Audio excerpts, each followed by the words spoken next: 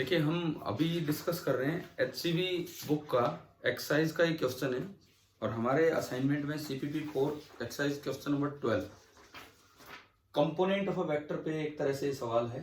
तो ये हम देखते हैं। इसमें दिया गया है एक पॉलीगन बना रखी इन्होंने। सपोज ये एक्स एक्सिस है और मैं कहता हूं ये वाई एक्सिस है। इस तरह से एक्स वाई एक्सिस सिस्टम दिया गया है और एक रेगुलर पॉलीगन दे रखी है A1 से A2। ये एक वेक्टर है A1 A2 vector. Regular polygon है तो ये 60-60 डिग्री पे चलेंगे। A2 से A3 ये 60 डिग्री, A3 से A4 ये 60 डिग्री और हो जाएगा। A4 से A5, A5 से A6 एंड A6 से A1। ये कुल मिला के एक रेगुलर पॉलीगन है जिसकी साइड लेंथ इसमें नहीं दे रखी, हम मान लेते हैं। Right the x component of the vectors represented by the 6 sides taken in order. ये जो 6 वेक्टर्स हैं इनके आपको एक्स कंपोनेंट लिखने हैं। तो मैं शुरू में ही एक चीज एज्यूम कर लूं, लेट एज लेंथ बी ए। ये मैं शुरू में एज्यूम करके चल रहा हूं कि लेट एज लेंथ बी ए। जो इसकी एज लेंथ है वो ए है, ये हमने मान लिया। तो देखो, अगर मैं एंगल्स लिखूं, angles made with x axis, angles made with x axis, सभी वेक्टर्स के एंगल्स। कौन से वेक्टर? पहला वेक्टर है A1 A2, दूसरा वेक्टर है A2 A3, तीसरा वेक्टर है A3 A4, चौथा वेक्टर है A4 A5, पांचवा वेक्टर है A5 A6 एंड छठा वेक्टर है A6 A1। ये 6 वेक्टर्स हैं। अगर मैं इन सबके एंगल रेडियन में लिखता हूं, A1 A2 parallel to x axis है, 0 degree 0 radian. A2 A3 60 degree, 60 degree का मतलब है π/3। हमें कन्वर्ट करना आता होगा ये, तो 60 डिग्री का मतलब है कि इसका एंगल है π/3। अगले का हो जाएगा 120 डिग्री, 2π/3 एक्स एक्सिस के साथ। ये है एक्स एक्सिस, ये आगे वाली लाइन, ये एक्स एक्सिस है। एक्स के साथ ये एंगल 120 डिग्री, 2π/3। अगले का एक्स एक्सिस के साथ 180 डिग्री, पाई। अगले का एक्स एक्सिस के साथ एक और जोड़ दो, ये पाई को मैं लिख रहा हूं 3π/3। अगला हो जाएगा 4π/3 और अगला हो जाएगा 5π/3। पहले ये बताओ, क्या ये सारे एंगल्स आपको लिखने आ गए क्या? Yes sir. है ना, ये क्लियर हुआ। अब देखो, अब मैं लिखूंगा इन सभी के एक्स कंपोनेंट्स, इन सभी वेक्टर्स के एक्स कंपोनेंट्स। A1 A2 का एक्स कंपोनेंट बनेगा वेक्टर की लंबाई, वेक्टर का magnitude into cos theta, cos 0। अगले का बनेगा A cos π/3, अगले का बनेगा A cos 2π/3, अगले का बनेगा A cos 3π/3,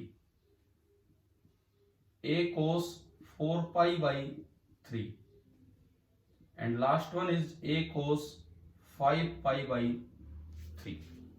कुल मिला के आप बताओ, क्या सारे एक्स कंपोनेंट्स आपको लिखने आ गए हैं? किस तरह लिखे हमने? Yes sir. ठीक है।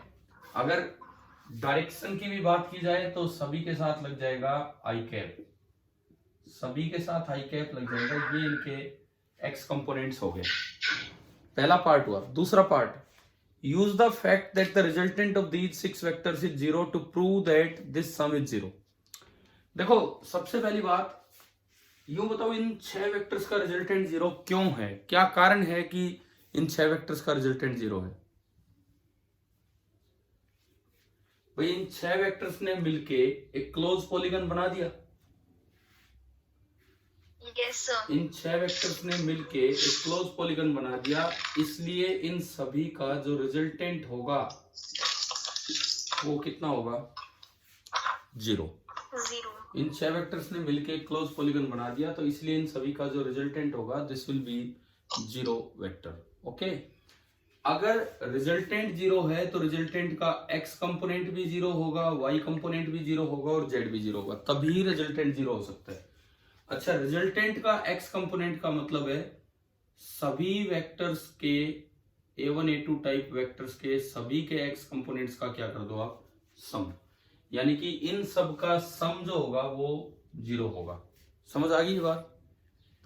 अगर रिजल्टेंट 0 Yes, है sir. तो रिजल्टेंट का x कंपोनेंट भी 0 होगा, रिजल्टेंट का x कंपोनेंट का मतलब इन सब के x कंपोनेंट्स का सम 0 होगा। और अगर मैं इनका समेशन करूं, अगर मैं इनका सम करूं तो सम में से a कॉमन आ रहा है और अंदर जो बचेगा cos 0 और ये चलता चलता last cos 5 pi by 3 i cap और ये आ गया आपका 0, है ना भाई? ये बात आ गई समझ? अब Yes, sir. ए तो एक लंबाई है, वो 0 नहीं है, इसका मतलब ये वाला सम जो है वो 0 हो गया। तो आपको ये प्रूव करना था। दूसरा जो पार्ट है इसमें कि use the fact to prove this, हो गया ये प्रूव। ठीक है, सेकंड पार्ट। Yes. अब थर्ड पार्ट ये लिखते हैं, Yes. थर्ड पार्ट में लिखता है use the known cosine values to verify the result. अब ये लिख रहा है कि भाई इसमें जो कोसाइन वैल्यूज जो आप जानते हो ट्रिग्नोमेट्री से, उसको पुट करके वेरीफाई करो कि हाँ ये सच में ही 0 है। तो उसमें हमें ट्रिग्नोमेट्री का यूज करना पड़ेगा। कोस 0 कितना होता है? कोस 0 1, कोस 0 इज सिंपली 1। 1. ठीक है, अगली वैल्यू है कोस पाई बाई 3, कितना होता है कोस 60 डिग्री? 1/2. 1/2। ऐसे करते करते आप सारी वैल्यूज रखना। For example cos 2 pi by 3, this is cos 120 degree, तो मैं इसको लिख सकता हूँ, Minus sin. हाँ 180 माइनस 60 भी लिख सकता हूँ 120 को। सेकेंड क्वाड्रेंट में कोस नेगेटिव और 180 में नो चेंज, यानी कि ये कितना आ गया? -1/2। तो ऐसे ऐसे करके आप 6 की 6 वैल्यू देखना, सारे कट पिट जाएंगे और रिजल्टेंट कितना आ जाएगा? वो सम कितना आ जाएगा? 0 आ जाएगा। तो भाई ये क्वेश्चन हो गया आपका, क्वेश्चन नंबर 12। Yes, ठीक है, sir. पार्टिसिपेंट्स थोड़े से और बच्चे जुड़े हैं, मैं एक मिनट देख लूं। तो अभी बताओ क्या मैं प्रोडक्ट ऑफ 2 वेक्टर्स या आगे बढ़ाऊं थोड़ा काम, अगर आप कुछ बच्चे और आगे हैं तो। भाई इसमें ऐसे बच्चे हैं क्या जिनका प्रोडक्ट ऑफ वेक्टर्स मिस हुआ था, क्लास मिस हुई थी?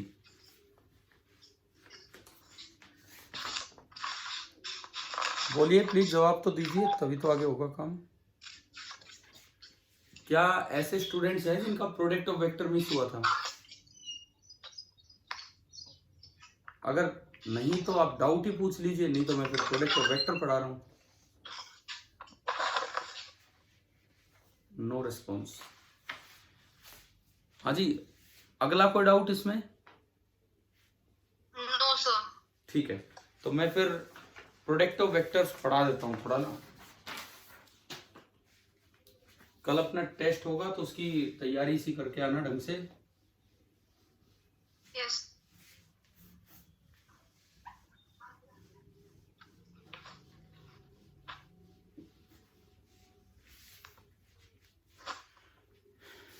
एक बार आप लोग अपने वीडियो ऑन करेंगे, मैं ये देखना चाह रहा हूँ कि कौन कौन बच्चे हैं। एक बार बस फिर चेक कर लेना हो, एक बार मुझे शक्ल दिखाओ कौन कौन है।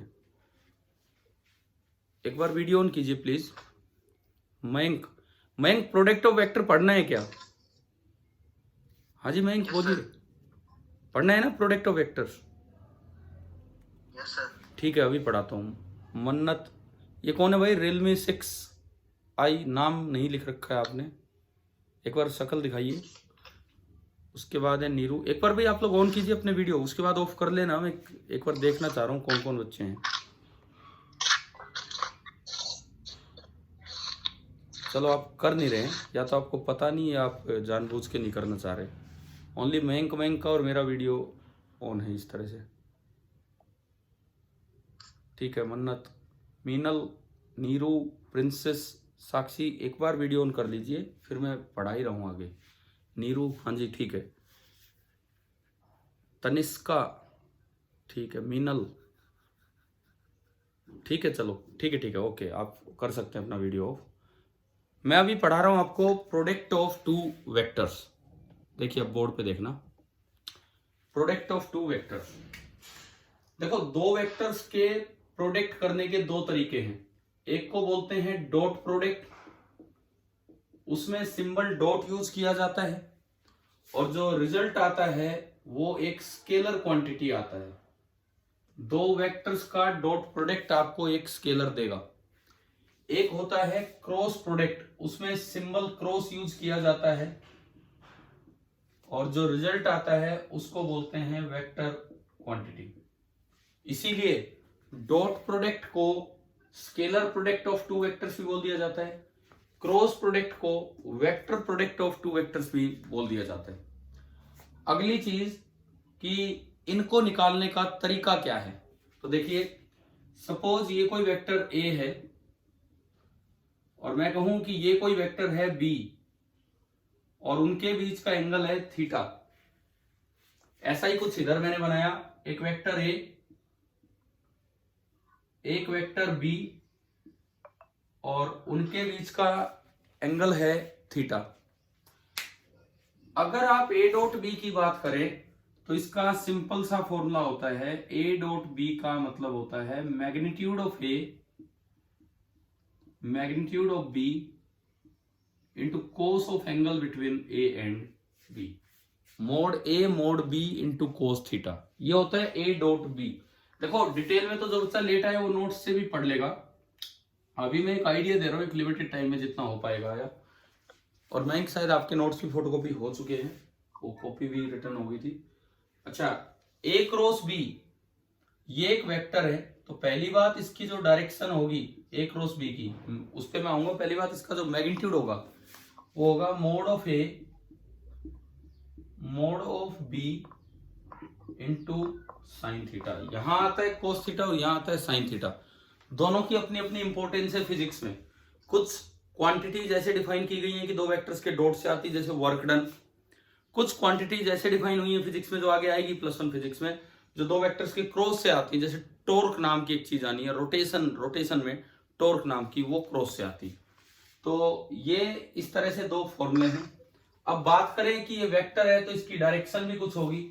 तो मान लो मैं इसको सी नाम दूं, सी वेक्टर, तो जो डायरेक्शन ऑफ सी है मतलब C cap, this is perpendicular to the plane containing vector A and B. This is perpendicular to the plane containing vector A and B. देखो ए और बी फिलहाल board के plane में है, तो C vector इसके परपेंडिकुलर, तो या तो बाहर ही हो सकता है या अंदर ही हो सकता है। दो ही डायरेक्शन है, या तो बाहर होगा या अंदर होगा। अब बाहर और अंदर में से कौन सा होगा वो डिसाइड करने के लिए हमारे पास होता है एक राइट हैंड थंब रूल। ये मैंने राइट हैंड किया, अंगूठा परपेंडिकुलर लेते हुए, ये जो ज्वाइंट है ये दोनों वेक्टर्स की टेल पे रख दिया। अब ए क्रॉस बी में पहला वेक्टर ए है तो मैंने हाथ ए पे रखा, ए पे हाथ यूं भी रख सकता हूं, ए पे हाथ यूं भी रख सकता हूं, ए पे हाथ यूं भी रख सकता हूं। ए पे हाथ इस तरह रखना है कि अगर आप उंगलियां घुमाते हुए अपनी मुट्ठी बंद करें तो उंगलियां छोटे एंगल से बी की तरफ जाए। यूं रखा तो उंगलियां अंदर जा रही है, यूं रखा तो उंगलियां जा तो रही है बी की तरफ, लेकिन बहुत बड़े एंगल से, छोटे एंगल से बी की तरफ अब जाएंगी। तो अंगूठा किधर आ रहा है बताओ, फिलहाल मेरा अंगूठा किधर आ रहा है? बाहर की साइड। यानी कि इस डायग्राम में ए क्रॉस बी की डायरेक्शन होगी आउटवर्ड।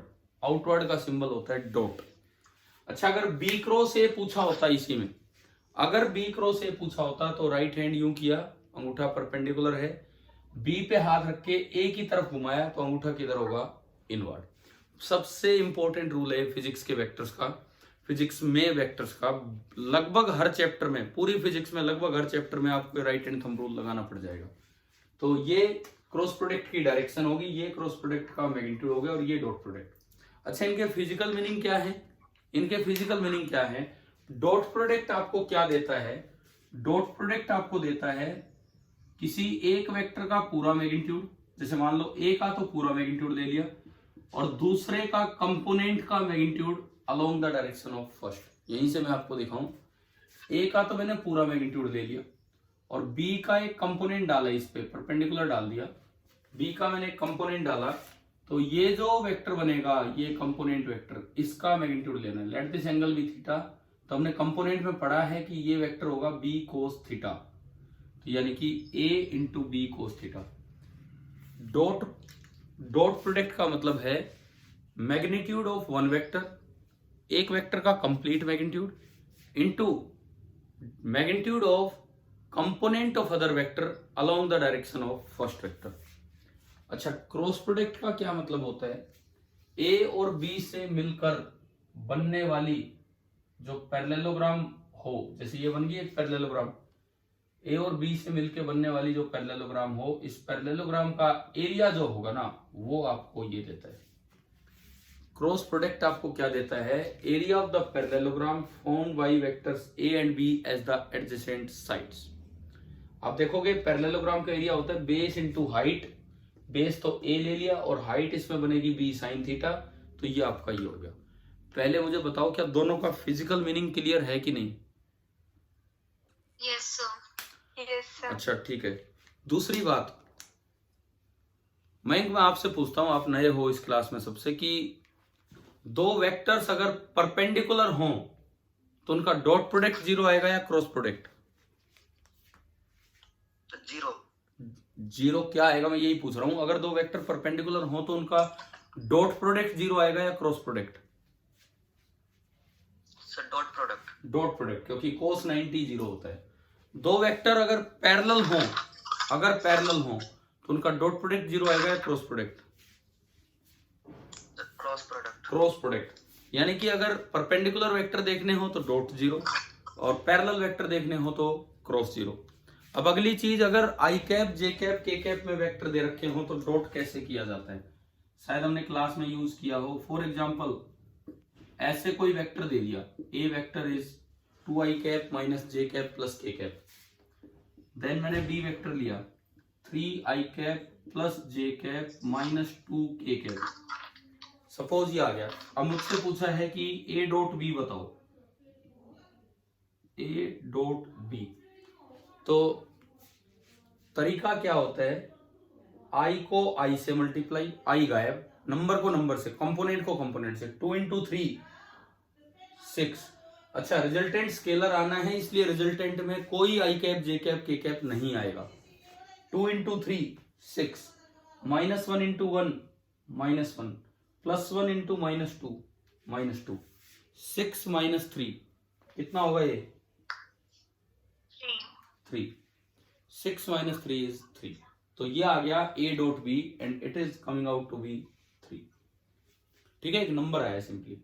अगर इन्हीं दो वेक्टर्स का क्रॉस प्रोडक्ट निकालना होता, तो पीछे भी एक दो क्लासेस में रिवाइज हुआ है, अगर इन्हीं दो वेक्टर्स का क्रॉस प्रोडक्ट निकालना होता तो मैथ्स का एक डिटर्मिनेंट बनाते हैं।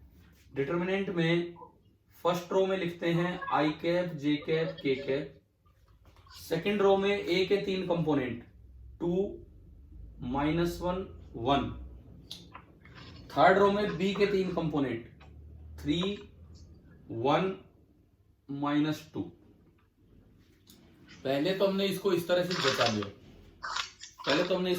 जचा लिया, अब इसको खोलने के लिए 3 ब्रैकेट, फर्स्ट ब्रैकेट इंटू ये वाला नंबर आई कैप, अब लगता है एक माइनस, सेकेंड ब्रैकेट, यहां माइनस लगाना है, सेकेंड ब्रैकेट इंटू ये वाला नंबर। आप मैथ्स में जब डिटरमिनेंट चैप्टर पढ़ेंगे तो सीखेंगे कि ये ऐसे क्यों खुल रहा है, प्लस, फिर से प्लस आएगा, थर्ड ब्रैकेट इंटू अगेन ये वाला नंबर, और ये आपका आया के कैप। अब आंसर में आई कैप, जे कैप, के कैप आने का मतलब है कि रिजल्ट जो है ना वो स्केलर ना होके क्या बनेगा, एक वेक्टर बनेगा। अब यहां पे क्या नंबर्स आने, यहां पे bracket minus bracket, bracket minus bracket, bracket minus bracket. First वाली ब्रैकेट में इसको ढक लो, पहले यू मल्टीप्लाई करो, माइनस 1 इंटू माइनस 2 2, अब यू मल्टीप्लाई करो 1 इंटू 1 1, अगले वाले इस ब्रैकेट में इसको ढक लीजिए 2 इंटू -2 -4 एंड 3 इंटू 1 3। अगले ब्रैकेट में इसको ढक लीजिए, ये मैंने सही लिखा है क्या? सेकंड में इसको, हाँ ठीक है। थर्ड में इसको 2 इंटू 1 2 एंड -1 इंटू 3 -3। क्या ये समझ आया? क्या ये किस तरह से ओपन करना है आपको डिटरमिनेंट? हाँ भाई, क्लियर है ना सभी को किस तरह डिटरमिनेंट ओपन करना है? अब 2 - 1 1 तो आई कैप, -4 -3 -7 और एक -12 है, +7 जे कैप एंड 2 -3 5 तो +5 के कैप। और ये एक वेक्टर आ गया। डॉट प्रोडक्ट एक स्केलर आया था और क्रॉस प्रोडक्ट एक वेक्टर आ गया। आप बताओ कि आपको दो वेक्टर्स का डॉट और क्रॉस करना आ गया है, किस तरह से करना होता है अगर आई कैप जे कैप के कैप में हो तो? Yes, sir. Yes, sir. हाँ जी। और Yes. जो कोई नया स्टूडेंट जैसे मयंक या कोई और बच्चा जिसने सीखा, उनको आ गया समझ कैसे करना है? ठीक है, अब मैं आगे बढ़ता हूं इसमें।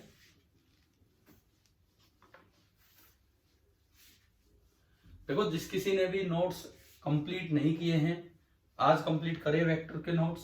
कोई लेट आया हो तो भाई फोटोकॉपी करवा ले, अब कैसे भी करे। एक ही तो चैप्टर हुआ है अभी तो हमारा, पहले जल्दी हो सकता है वो। अब इसके बाद आता है ट्रिपल प्रोडक्ट, और इसमें जो एक काम आएगा वो मैं पढ़ा देता हूं। Scalar triple product, vector triple product आप अपने आप कर लेना। मैं अभी जितना समय है आज ये करवा देता हूं। स्केलर ट्रिपल प्रोडक्ट ये ज्यादा काम आता है फिजिक्स में। अगर मान लो ये कोई वेक्टर है, कोई दो वेक्टर दे दिए बाहर अंदर कहीं भी, मान लो बोर्ड के प्लेन के परपेंडिकुलर, और एक वेक्टर ऐसे दे दिया, A vector, B vector and C vector, और इन तीनों ने मिलके एक इस तरह के डब्बा सा बना दिया, टेढ़ा सा डिब्बा। जैसे ये तो एक पैरेललोग्राम हुआ एक प्लेन में, लेकिन एक ये पैरेललोग्राम हुआ। हर फेस अपने आप में एक पैरेललोग्राम बन रहा है, हर फेस अपने आप में एक पैरेललोग्राम बन रहा है। क्या आपको एक तिरछा सा चौक का डिब्बा नजर आ रहा है? Yes, sir. एक तिरछा सा चौक का डिब्बा, तो ये इसको पैरेललोपाइप्ड बोल देते हैं। इसको जो है ना, ये जो हमारी ये जो हमारा डायग्राम बना है, ये आपका वेक्टर बी था, इसको हम बोल देते हैं पैरेललोपाइप्ड। इस पैरेललोपाइप्ड का जो वॉल्यूम होगा, वॉल्यूम एक नंबर होता है, वो होगा ए क्रॉस बी डॉट। ए क्रॉस बी एक वेक्टर है, लेकिन उसका डॉट प्रोडक्ट कर दो तीसरे के साथ। Now it is giving the volume of parallelepiped, volume of parallelepiped. तो कल को अगर ऐसा कोई सवाल आ जाए कि तीन वेक्टर दे रखे हैं, इनसे मिलके बनने वाले पैरेललोपाइप्ड का वॉल्यूम निकालो, तो आपको ये करना है। अब इसके लिए दो स्टेप में नहीं जाना है कि पहले क्रॉस कर रहे हैं फिर डॉट कर रहे हैं। आप सीधा एक डिटरमिनेंट बनाएंगे, कोई आई कैप जे कैप नहीं, क्योंकि फाइनली डॉट होना है, और डॉट आपको एक स्केलर देगा। पहला नंबर ए है, ए के तीन component A X A Y A Z, फिर बी के तीन component B X B Y B Z, और फिर सी के तीन component C X C Y and C Z. अच्छा, डिटरमिनेंट उसी तरीके से खोलना है जैसे अभी हमने क्रॉस प्रोडक्ट में खोला था, बिल्कुल उसी तरीके से आपको डिटरमिनेंट खोलना है।